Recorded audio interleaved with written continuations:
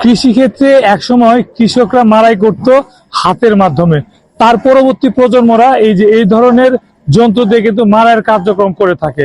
বর্তমানে চলছে আধুনিক যুগ, আধুনিক যন্ত্রপাতি, আধুনিক মেশিনের মাধ্যমে কিন্তু কৃষিক্ষেত্রে বিভিন্ন কার্যক্রম পরিচালনা করছে।